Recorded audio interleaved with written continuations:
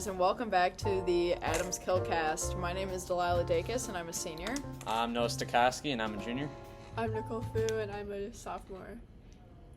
And I will be talking about the recent esports state championships.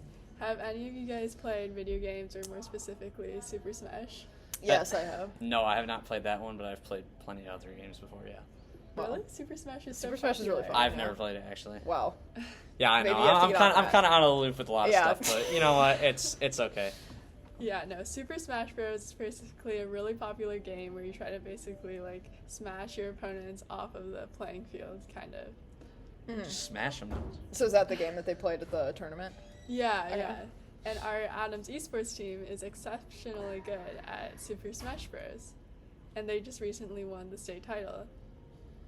Do you know how long is this the first year they've been competing? This is their second year. Second year, actually, okay. Second year. Yeah, 'cause So I did we didn't- I win didn't last really year, know. or what? So last year it wasn't a team effort, but it was an Oh. individual. So one of the team members, Pablo Avila, he won last year, so he's back to back this Okay. year. You won in Super Smash Bros? Yeah. Okay. My Is that the team. only game that they're playing, or are It's there the like only others? game they're playing, but there's many Okay. others.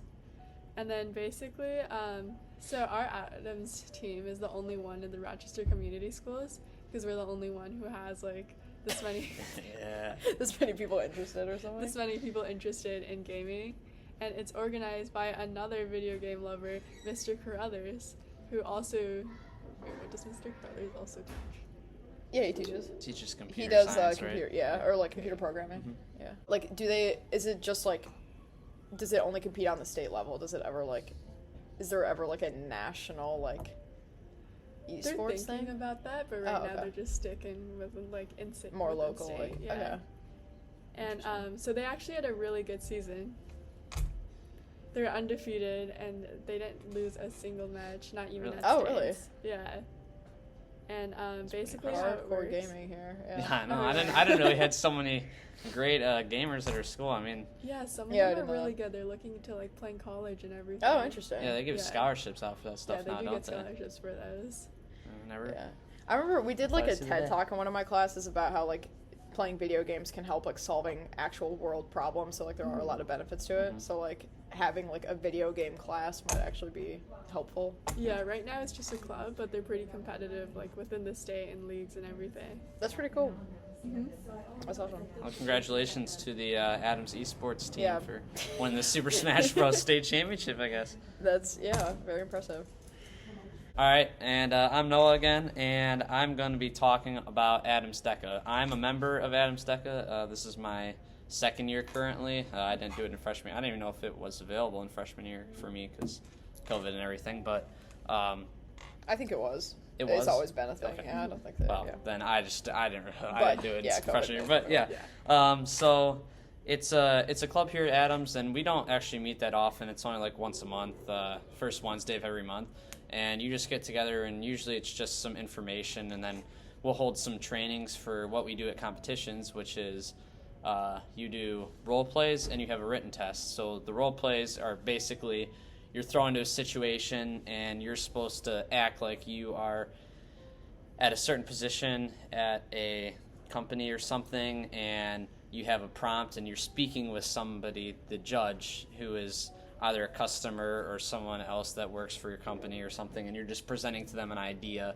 And there's various different categories. It can be marketing, hospitality, just entertainment, and pretty much anything along those business-related lines. So So is and your then- idea like a solution to a problem kind of thing? Kind of, yeah. Okay. So, I mean, we don't do a whole lot of actual training for it. Most of our training we do is like right before the competition. Oh, we have okay. district competitions, and we already had them in January.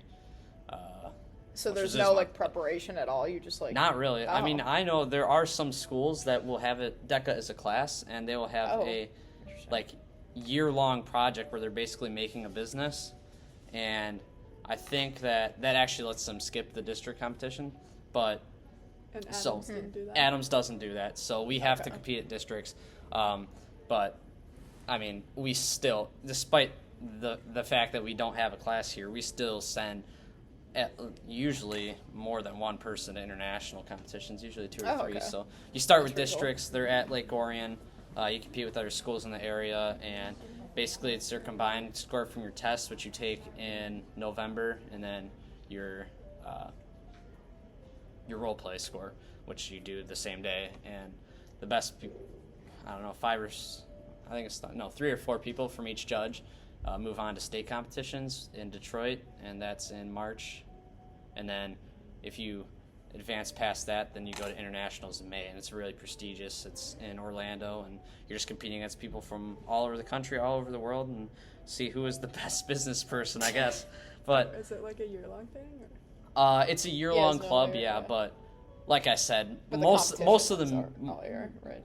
well, the competitions, yeah, they start, the first one's in January and then March and then Right. May. But Okay. you're preparing for that the whole time. But like I said, the meetings, for the most part, are just informational stuff. And then he'll usually hold Okay. like 2 or 3 role play training sessions where you just do a practice role play before your competition. It's usually in like the couple of weeks leading up to it. Our competition was actually weird this year because it's never happened before, but it was actually on the last Saturday of winter break. So, we weren't like training the week of because we had 2-week breaks. So we Right. kind of had to train on our own this year. But I believe we sent, what was it? I think it was, I think about 40 students. I could be wrong on this. And there are about 70 kids in DECA, so a very good percentage made it to states this year, and it's really impressive for our school. I mean, we've always been a great chapter, but those are some really great numbers. So Do you know if that's like more than normal? I think Like, it what's is. like- okay. Yeah, I Okay, think it that's- is. that's good. People, according to Mr. LaPiccolo, our advisor, people know Adams as a strong school for DECA. So Okay. I think that that seems pretty above average, and our advisors seem quite satisfied with our numbers this year too.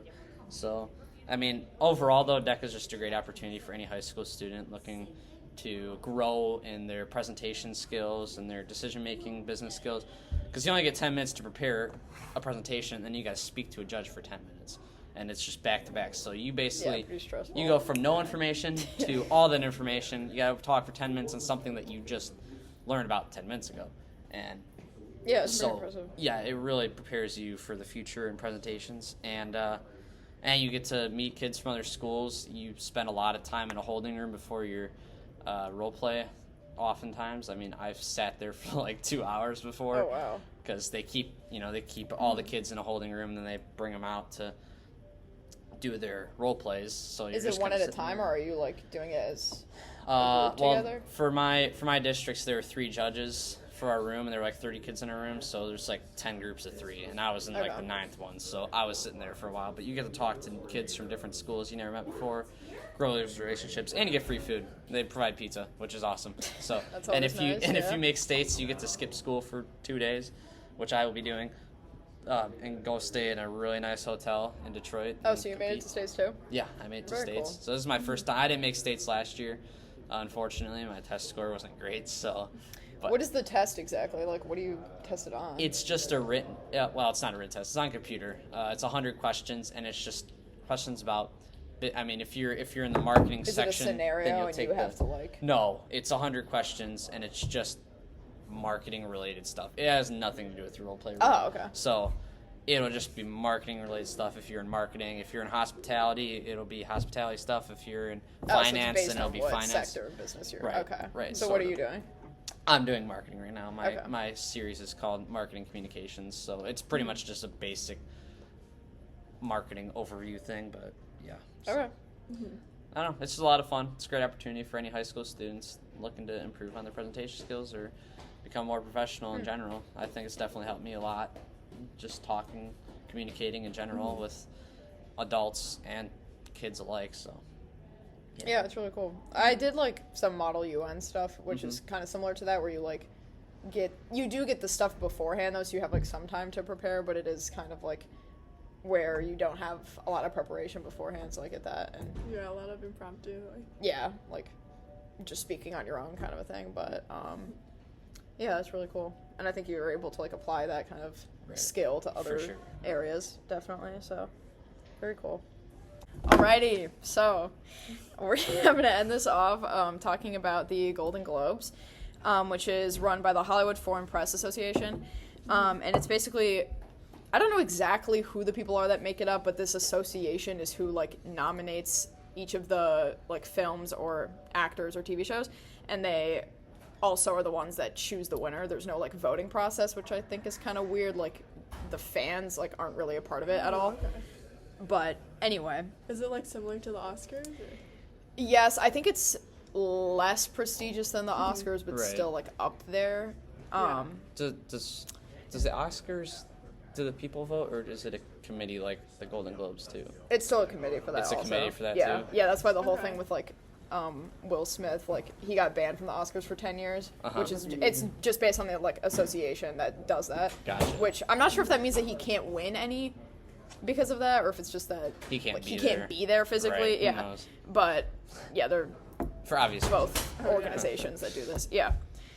So, first thing, Best Picture for Drama, the winner was The Fabelmans, which I'm not gonna lie was a little surprising to me. Which I haven't seen this movie, but the other nominees are the new Avatar movie, Tar, Elvis, and Top Gun Maverick. Oh, I've watched And- them all I love except Top the Gun. Fableman, the winner away. Except that one. Yeah. Yeah, I know. That's what I'm saying. Like it was really. The only one I Obscure, saw I was was like, Top Gun, but I love Top Gun, so I'm a little upset about that one too. Yeah. I'm a Top Gun fan. Yeah, I like that Avatar and Elvis. I thought those were all like pretty like Good close. I movies. was pretty surprised about that. But anyway, then the next one was Best Picture Musical or Comedy, and the winner was The Banshees of Inisherin, which I've heard is pretty weird. I also haven't seen that movie, but I was that one and The Fabelmans won a lot of stuff, which I was surprised about because they're not super popular. And the new Glass Onion movie lost that one, which I was a little upset about because that was good. Glass Onion was good. And Everything Everywhere All at Once I heard was really good too. Oh, yeah. And that one won other things, but yeah. And then Best Actress for a Motion Picture Drama was Cate Blanchett. I'm not sure what the movie was for, but moving on. well. Because I don't know her that well. For Best Actor Motion Picture Drama was Austin Butler for Elvis, so I was happy about that one. Rest in peace to Lisa Marie Presley. Then Best Actress Motion Picture Musical or Comedy was Michelle Yeoh for Everything Everywhere All at Once, I'm pretty sure. And then Best Actor Motion Picture Musical or Comedy was Colin Farrell. Best Supporting Actress for Motion Picture was Angela Bassett.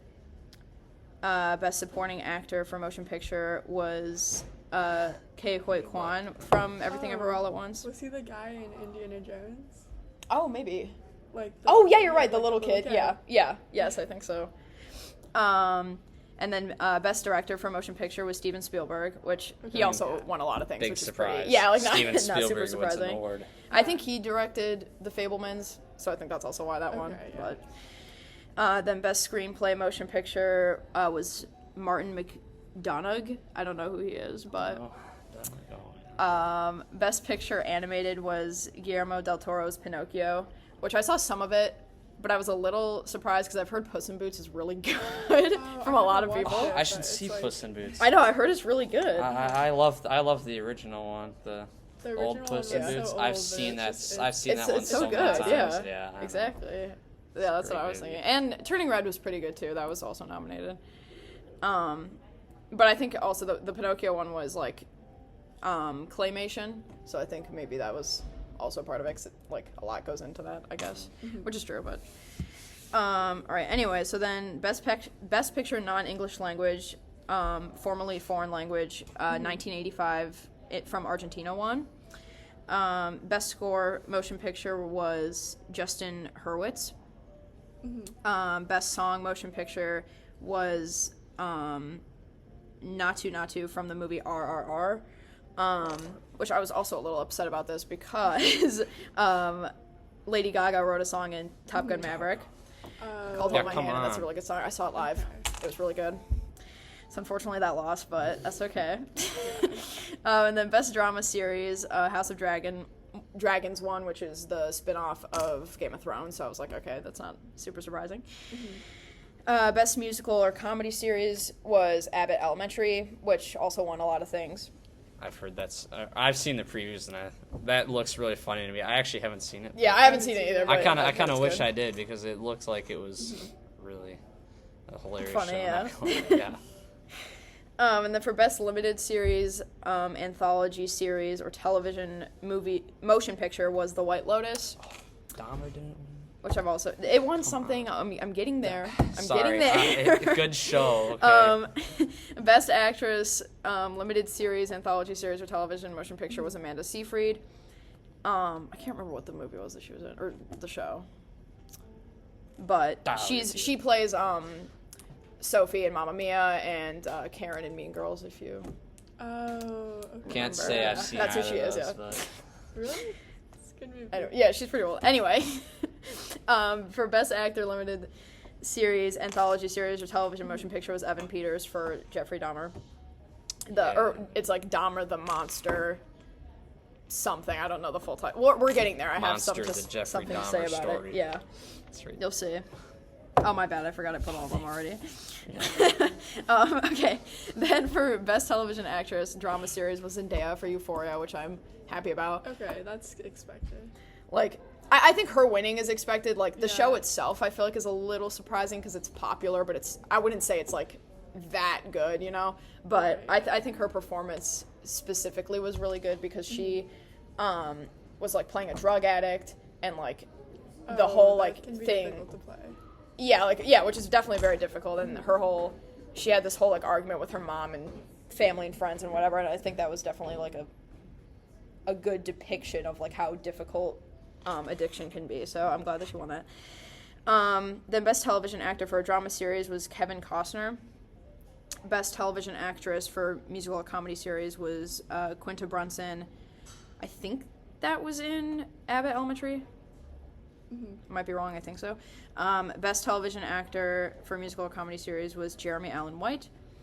Best supporting actress for a television limited series or motion picture was Jennifer Coolidge. I love Jennifer Coolidge.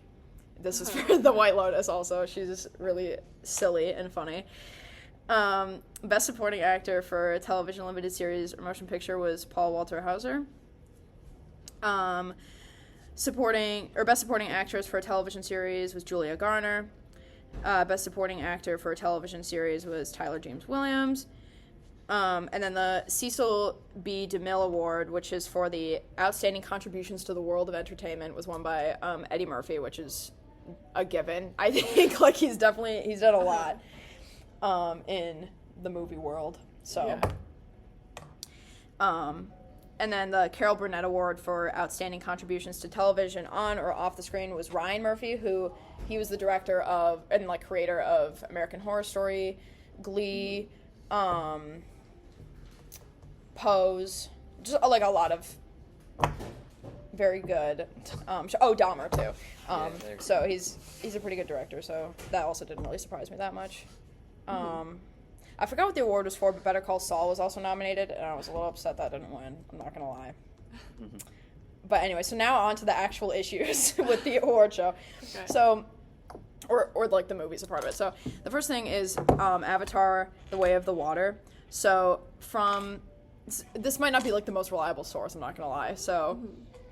Let me just disclaimer that, and that all of our opinions today are just opinions, not fact. Anyway, so from Impact and Environment on Instagram, both Avatar films have drawn criticism for promoting white saviorism, appropriating aspects of various indigenous cultures under the guise of like blueface. Like a lot of them represent like tribal tattoos and stuff like that, or just like different aspects of cultures that are used in the movie that are just like seen as like they're trying to make it seem like it's original when it's obviously not, just because it's blueface or whatever. And then casting white and non-indigenous actors in roles of the Na'vi, and the Avatar directors resurfaced racist comments. James Cameron, who's the director, in 2010, he said that Native Americans should have fought harder under the threat of genocide and colonization.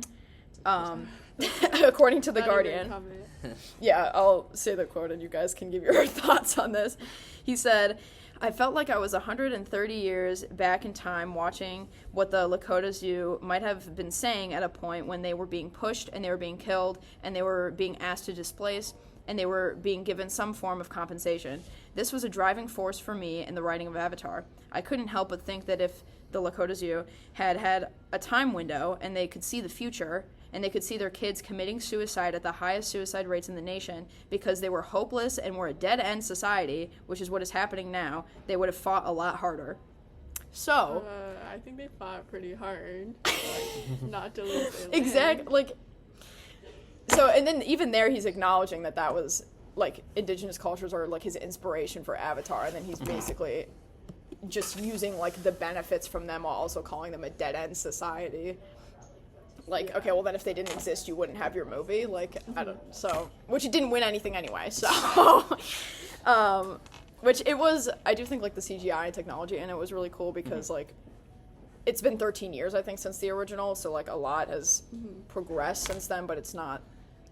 Just because of that, that doesn't, like, justify Well, I their know a main decision. appeal of the original movie was because of all the CGI, because at Exactly. the time, that was, like, Yeah. revolutionary, Oh, all yeah. the stuff they were doing in that first Avatar. Now, I haven't seen that movie in like 10 years, and I didn't see the new one either, so I don't really know much about this whole story here. But I know that a big reason for why that was the highest grossing movie of all time for a while before, what was it, Endgame or whatever. And Yeah, it's already made over $1 billion. Yeah, I so- believe it was mostly, the original movie's success was mostly just because of how revolutionary the CGI was. Like, people hadn't seen it before, and it's just something that you got to see it to believe it, you know? So. Yeah, I definitely agree with that because the story of the second one is basically like the first one. Like it's not, it's the same Just villain. recreation It's the pretty same. Yeah, like it's the same. The plot. The only difference with the plot is that they meet a different tribe, but like the plot is pretty like boring. It's just like, and it's also 3.5 hours long. So and. Yeah, I think that like the main redeeming quality is just like the technology that they use, which it is obviously cool, but like at the same time, It doesn't really, like, add to the movie. yeah, if like the story is lacking or whatever, yeah, it's not great. So that's one thing. Next, your favorite show here. Yeah, it's a good show. Good show. Okay, so Dahmer Monster, the Jeffrey Dahmer story.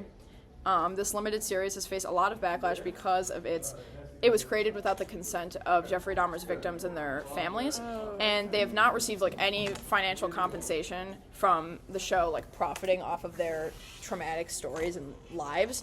And one of Dahmer's victims' mothers, Shirley Hughes, her son was Tony Hughes, she like expressed her outrage at Evan Peters' Golden Globe win because he or her and other people were criticizing him for this, but in his acceptance speech he didn't mention the victims at all. So they were, because he was like, oh, like thanks to like the directors and stuff, but didn't like say thanks to any of the victims that like that's where the story came from. So He didn't, like, interview them at all? no, I think I did see that the director Ryan Murphy said that they tried to like reach out to the victims but weren't getting a response, so they just like did it anyway or something, which I find that hard to believe. If now they're all like speaking out about it, like I'm sure they would have responded. But so the mother, speaking to TMZ, she said, or TMZ reported that she scoffed at Peters' hope that good will come from the series, believing that no good will come from this award or from the show. And then she said, there's a lot of sick people around the world, and people winning acting roles from playing killers keeps the obsession going, and this makes sick people thrive on the fame. She also said, it's a shame that people can take our tragedy and make money. The victims never saw a cent. We go through these emotions every day. So, thoughts? I mean, it's hard to. I don't. This is a tough issue because obviously it's very heavy. You know, you're profiting off a show that's about a serial killer, and you know it is important to. I guess getting in touch with the victims' families would definitely be that's important. Yeah. But there's also an argument. Well, you know, you could you could say that about other movies where people are dying and they don't ask those people. Like if you're in a war movie, they're not going to ask the families of everybody that died in that. And I'm not saying that that's the same thing. And I'm not saying that's my argument, but I'm just saying that there could be with, like, that World War argument I or something that they're right. not Yeah, talking to every if you're single like victim of, showing a that's person true. dying in World War One and you know, and it's based off a real person, do the directors always go out and talk to those people's families? I don't know. And I'm guessing not, because there's Probably a not, lot yeah. of dead people in Exactly, World War One. yeah. So, true. I don't know how, you know, how that carries over into this issue, or if that even makes sense. But I feel like that could definitely be an argument. But at the same time, I think it would be respectful to at least, you know, discuss with the victims' families. Be like, hey, we're making a show about your son's killer, and is it okay if we include a character based off of your kid or your whatever? So like, you know. Yeah, and like, I will say that Evan Peters like acted him very well. Like he played Jeffrey Dahmer very well, but like It's very creepy. yeah, like definitely like I think Yeah. most people would agree with that, but I do think like just because it was like a really difficult role for him, like okay, it's really difficult for the families that have to now deal with like lost children and stuff, like family Oh members. yeah, and then it just So- brings back those memories as well. Right. Yeah, so like to me, I feel like that's just kind of like entitled to say like, oh, that was so hard for me to play this role, and like, okay, like Yeah. their lives are hard. So anyway, yeah, so that's that. And then the last thing is about the HFPA association itself. They've had quite a lot of their own controversies, including questionable practices and a lack of diversity that led to NBC choosing not to air the Golden Globes at all last year. Many studios, networks, stars, and publicists boycotted the 2022 ceremony, according to the National Public Radio. And the HFPA attempted to address these controversies this year when, in the opening monologue of host Jared Carmichael, he like kind of addressed the elephants in the room.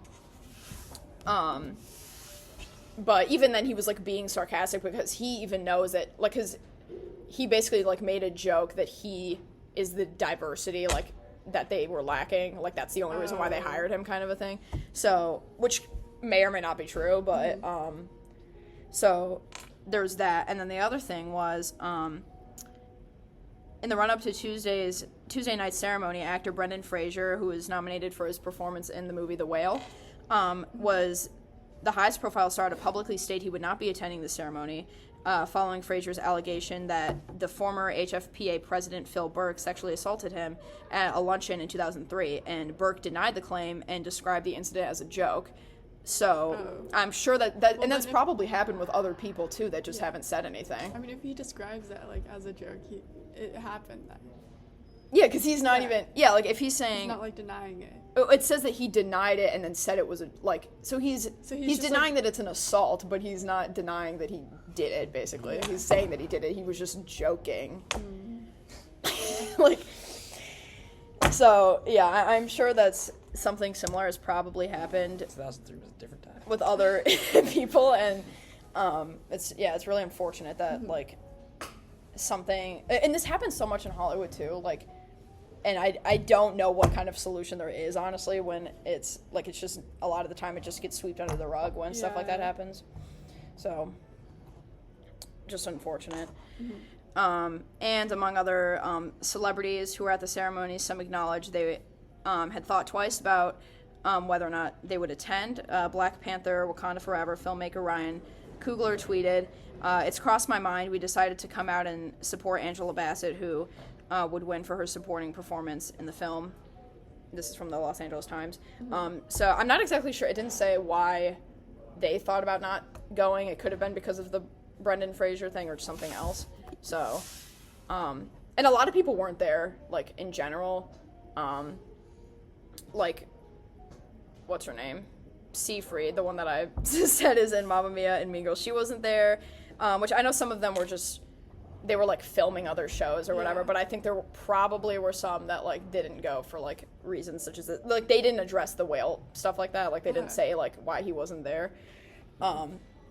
So I think that's, again, just kind of, like, sweeping that under the rug. Like, the only thing they're addressing is the diversity issue, which isn't even, like... It is an issue, but it's not the only one, so... Yeah. That's pretty much it. So, thank you all for watching. That about wraps it up. Thank you for Highlanders. watching Thank you, the Highlanders. Adams Killcast 2023 edition. Yeah, our annual Our podcast. annual podcast. See you guys.